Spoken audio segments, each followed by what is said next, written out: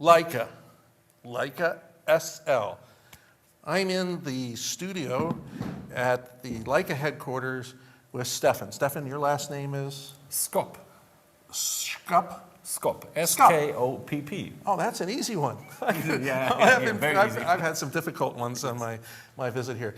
And I've had the opportunity for the last week or two to shoot with the Leica SL. And I must say that this is one really cool camera. Leica, as you can tell, if you've been following these videos, has a very wide range of camera offerings. And this camera is their mirrorless full-frame camera. And I'm going to let Stefan tell us a little bit about it, because I'm just had too much fun shooting. But tell us why you developed this, where it's going, and let's talk about the wide range of lenses, which are actually, as you can see, we have a multitude of lenses here right now, not to mention M lenses. So I'm going to give you the ball and let you run with it for a while. Thank you very much. So this is our professional mirrorless full-frame camera. And professional stands for the highest quality in terms of image rendering, image quality, build quality, and overall quality of the system. You can do everything. It's a rugged system. You can go into rain, you can do into heat, you can do into freezing situations. Very weathered sealed is what he's trying to say. This camera will just do the job. Yeah, you can pour water over it and do it. And because we are Leica, we have lenses, they do the job, whatever aperture and focus distance you choose, you get the finest, purest rendering of the image quality. So that is why we have made this camera, because we wanted to target exactly that market. And we had a white spot in our portfolio. So we had customers asking us for a camera for that kind of jobs, and we decided to make the SL.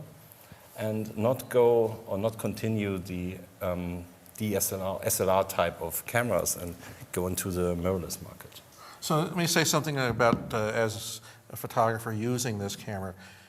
Once again, it's kind of a camera you have to pick up and hold. It's very solid. It's carved out of a whole aluminum block, I believe. And when you pick it up, it just feels solid. Unlike a lot of the other cameras that have a lot of protrusions and everything, even the neck strap eyelets are flush up against the camera. So there's been so much thought that's gone into this. But once again, they've broken a paradigm. And as you can see on the top dial, there's no labels. There's an LCD screen, which Stefan can tell us a little bit about on the dial. And on the back here, where there's 4 buttons, a joystick, a control knob here, and once again, no labels. Did you forget the labels? Yeah, it's sort of a Leica paradigm to reduce everything to the essential. And labels are not essential, to be honest. So we figured out a way that you can operate the camera easily and customize it to your needs. So we have the on-off is signed, so everyone who first time picks up the camera That's the one label they got on there. Definitely understand how to switch it on, so then the whole story starts. Then we have a bright screen, a touch screen, so you can set focus points. You can use it in play mode to review pictures, zoom into. Double tap to go to 100% focus on. Exactly, and we have a top display where you see all the essential things for making your exposures right. So we have an EVF, we call IRES technology. It means it's the it's the combination of resolution, latency, and field of view to have the maximum view you can ever actually get from an electronic viewfinder. So it feels like very natural. Many people were extremely overwhelmed by looking through it the first time and oh gosh, this is electronic, I can't believe. I've looked through a lot of viewfinders doing and handling a lot of cameras, but this one is exceptional. I think this is what, 4 million, is it? 4.4 million pixels. 4.4 million pixels, and I think one of the closest rivalries is a 3.6 million one. Yeah, something around 3. So, even today, this viewfinder just has to be seen to be appreciated. The lines, the movement, the whole thing, it's quite a nice experience and adds to that whole feel that you've got a Leica in your hand. Yeah, the viewfinder is definitely the most crucial point for mirrorless cameras, because there is where you actually start your frustration in using them, or where starts your your great experience, user experience. So if you use it, you can see the final picture. You see white balance, you see exposure in real time. And this allows definitely to change the perception of photography or how you interact with the professional camera. Even you can set a one-to-one crop if you want, so you see it, or black and white. Black and white. Black and white is so I was cool. shooting square with it the other day. And then with in this black and white. resolution, Oh, it's like, oh. Yeah, exactly. And then when we put this on top, we take off the DSL native lens and put on an M lens. So you have the experience of aperturing, manual focus. It's just got the lens. And focus peaking. So you can just do your focus so precise. Or you can, by one click, if you use this button, you can just click into the center. Oh, for high magnification focus. Yes, and it's so easy to play with these lenses, and you get amazing shots out of them. So it's really nice. You know, after experiencing the M10 and having a chance to go and photograph with it, which is a lot of fun, part of the magic is essentially just using the M lenses. You know, the ability for that smooth, glassy, you know, buttery feel when you focus a lens and so forth. And, you know, to be able to put it on a camera like this, and it really feels good. The weight right now just feels tremendous. So you get all the modern conveniences, but you still get to use the Magic M lenses if, you know, that's the way you go. Or if you already have a Leica and you've got M lenses, now you've got a camera, you know, that can add a little bit more of the enhancements that we expect that we don't get on the M. Yeah, we have many customers who needs like super performance lenses. So they choose DSL lens for the daily job. So especially the 24-90 has an extremely wide range of focal length, and the image rendering is so nice. So you can do your job, your daily job. But at the weekends, they pick up their old M lenses and go out with the family and have fun with these lenses. Oh, or even use it sometimes as a special effect lens for a portrait shot or something, when they have a little bit more time, when they're not so rushy. So this camera is very versatile when you look at lenses, because it's not only the DSL lenses, the M lenses, it's sure the R lenses from Leica, it's for videographers, it's the whole CNES lenses. We have a PL adapter, and there are even more adapters from Novoflex and other manufacturers for Nikon, Canon. Whatever lens is on the market, you can somehow adapt with adapters. One of the things that's been stressed to us throughout our visit here is that all the Leica lenses will fit on all the Leica cameras. So you can put the APS lenses on here. Oh, sure. Yeah, right? Yes. You can do it all. Yeah. But let's talk about the dedicated lenses for a minute and my experience with them. And one of the things that I found interesting is we have the 24-90 here. Rather than do a 24-70, it's 24-90, which is pretty cool. And it's totally different than what you see elsewhere in the industry. And then that brings me to this baby, which is... Yeah. Come on, just mount it for a second. Oh, okay.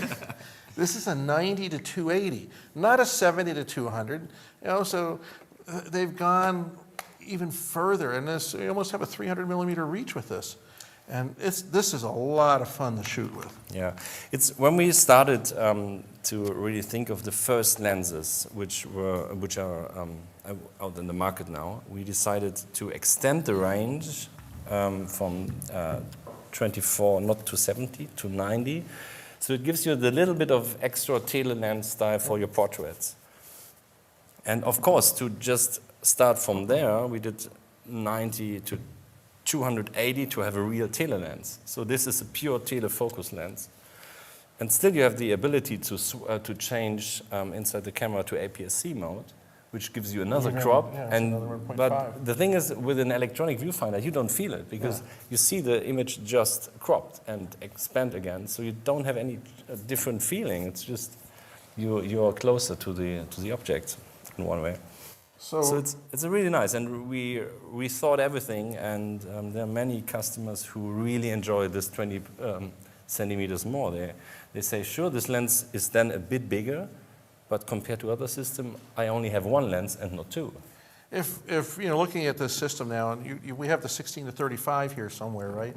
Now, this is obviously an announced lens. It's still not available for shipping yet, but if you think about it, a 3-lens system that'll get you from 16 millimeter to 280 in 3 lenses gives you just about all the range you want. And as we're learning a lot these days with the ability to design lenses really well, you know, there is this thing about primes, and if you want primes, hey, got them right here. However, the fact that you can get a 3-lens set that gives you this range and with this kind of beautiful camera is quite nice. Now, there are 2 other lenses.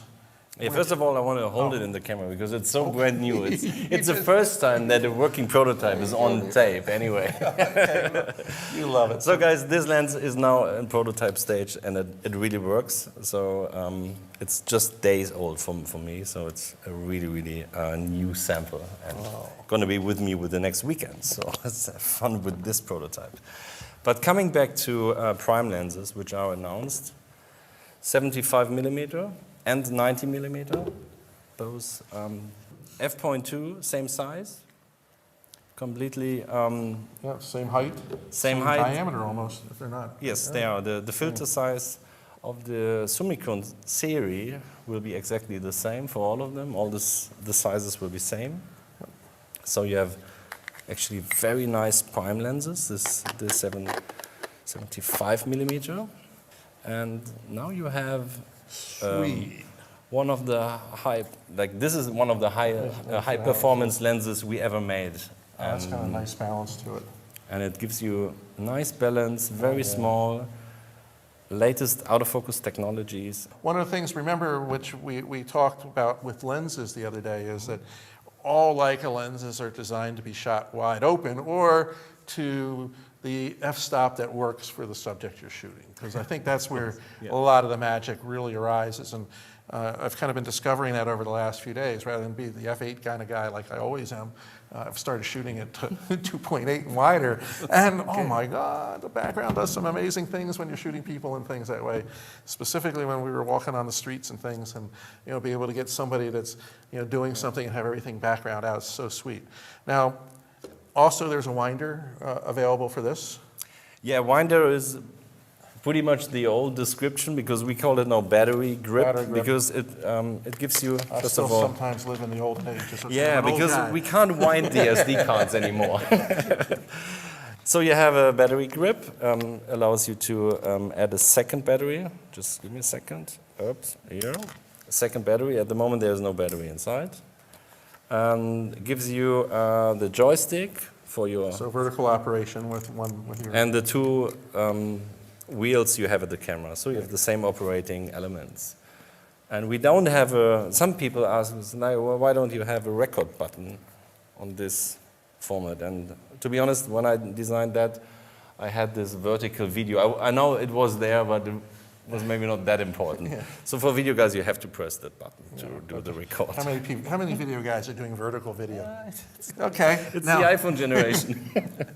I forgot. Let's take a look at the compartments so everybody can see this. I think one of the things that when I opened up the compartment door, with this, there's a flash sync socket, but they put a full-size USB 3 cord here. It's not a mini.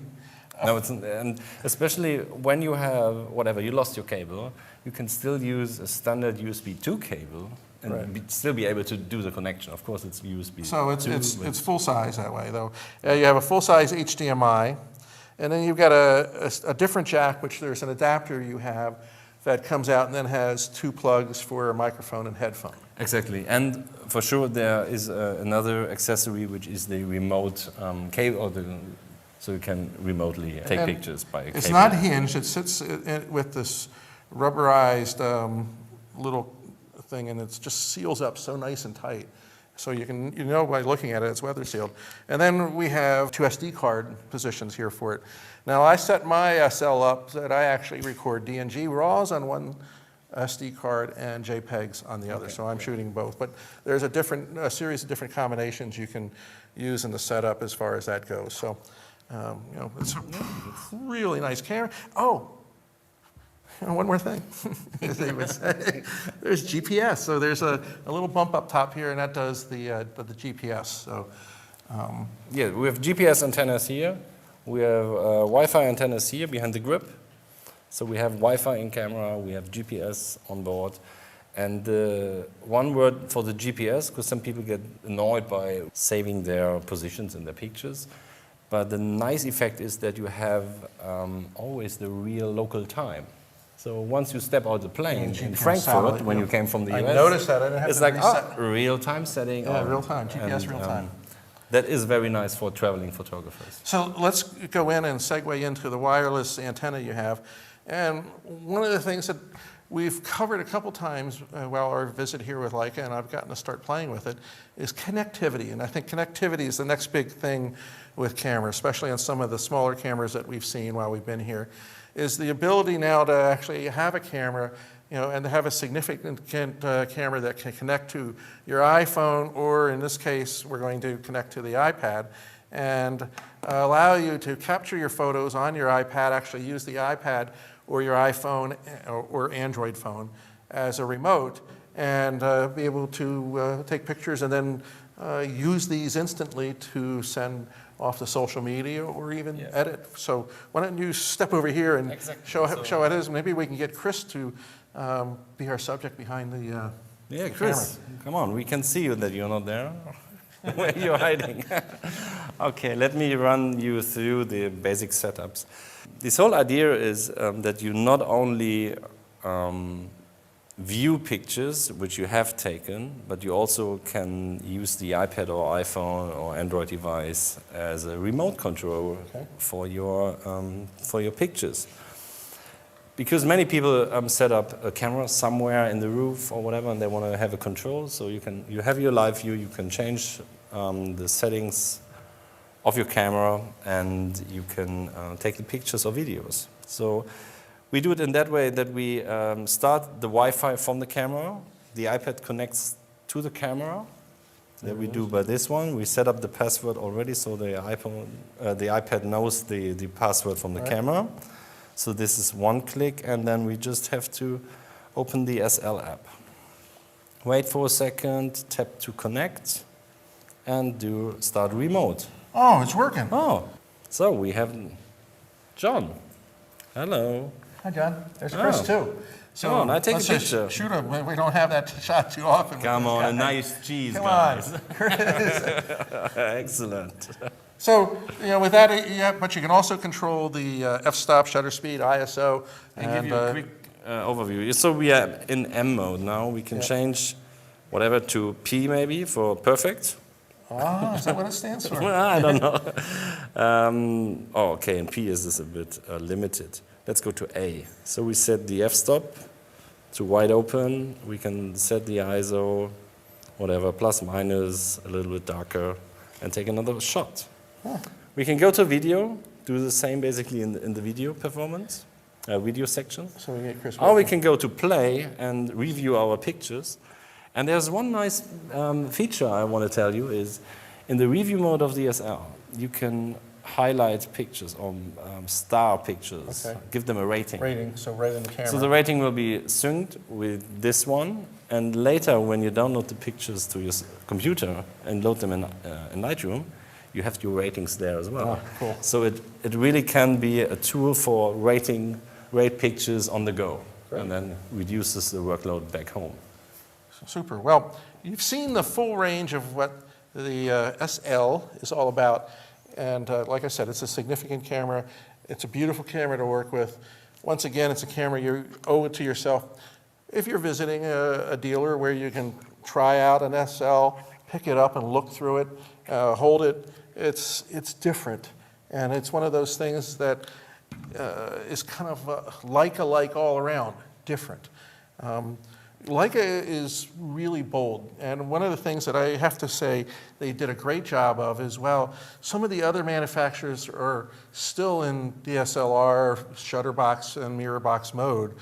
Leica saw the future, and they released this, 2 years ago now, or more? Yeah. And they saw that mirrorless was the way to go, and they've put out this beautiful camera. They've added new lenses, and I'm sure, like a lot of other things that Leica does, the line is going to go further and use some of the newest technology when it becomes available. So, Stefan, thank you very much for Thank you very much for being giving here. a good explanation. For the good credits. You know, it's nice to be on stage with somebody that's actually taller than me. I have to look up to you. Okay, I don't know what you're talking about. There you go. And everybody, thanks for watching, and we'll see you on the Luminous Landscape.